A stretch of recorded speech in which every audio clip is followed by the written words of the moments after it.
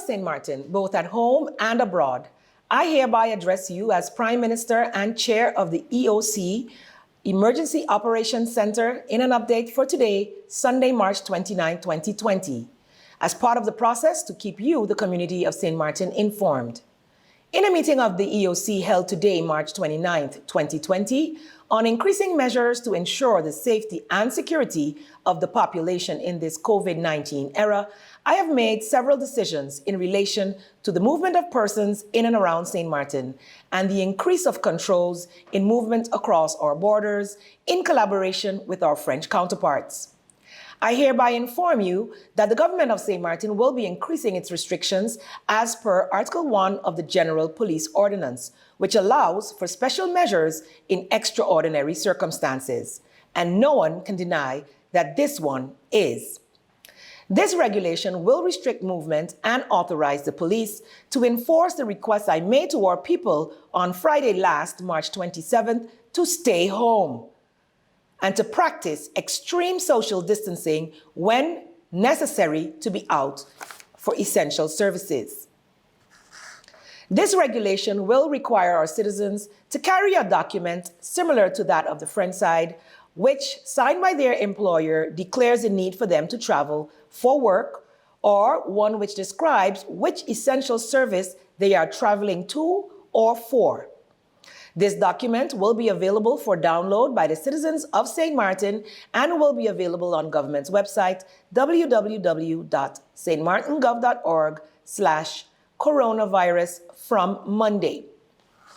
Also, in collaboration with our French counterparts, the Préfet, Silveria, and the gendarmes, our police department will continue to patrol the borders in order to restrict any non-essential movement across the borders as well. This is being done, as has been done over the past few days, in an effort to reduce the possibility of the spread of the COVID-19 virus. As such, all residents of St. Martin, Saint-Martin, all 37 square miles, needing to cross the border will only be able to do so for either work or health purposes. You will then be required to carry a second document, a document which will be available on both governments' websites for download. Our St. Martin residents will continue to give or receive essential services during the day. However, government services will be by appointment only. Effective Monday, March 30th, all licensed restaurant holders, including vendors, street vendors, will only be able to sell or deliver food. It is strictly forbidden by these vendors and restaurants to sell any alcoholic beverages whatsoever while persons are awaiting their food to be finalized. This is in order to minimize the chance of persons gathering at these establishments in a social atmosphere where proper social distancing of 1.5 to 2 meters between persons is not being observed. The business closures, which continue at 6 p.m. each day, and business closures on Sunday will remain in effect.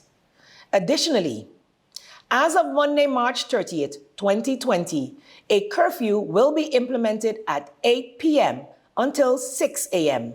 the following morning to allow for the majority of workers to get home in time.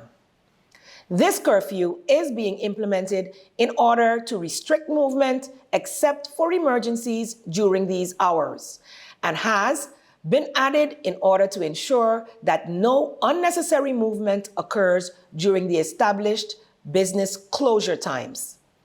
Persons traveling to essential work before and after the established curfew, thus before 6 a.m. or after 8 p.m., will be exempted from this measure.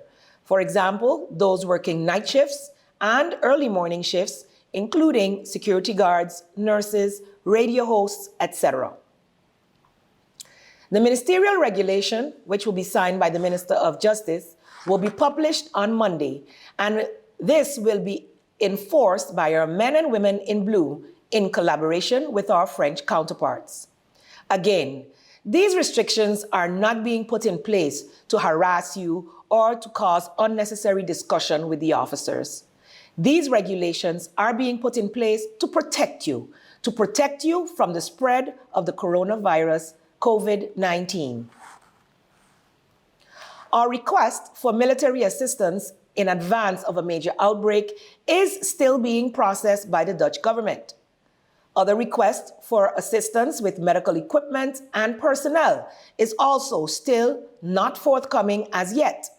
So, in understanding of our certain capacity limitations, we ask the general public to continue to comply with the measures that have been put in place thus far and these new measures which will go into effect on Monday. Again, these measures are solely being implemented in order to avoid further spread of the virus on our tiny island. We have had today no new confirmations of COVID-19 cases, and our 2 hospitalized and 4 isolated patients remain in stable or good condition.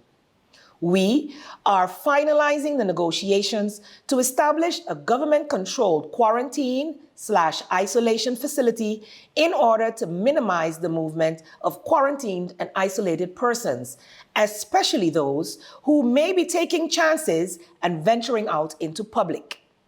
As I mentioned in Friday's address, persons who are showing symptoms are not allowed to come to the government building or visit any other service that is being considered essential service at this time. This is in order to be able to continue to receive these services. If this type of behavior persists, you will be held and also put in such quarantine locations.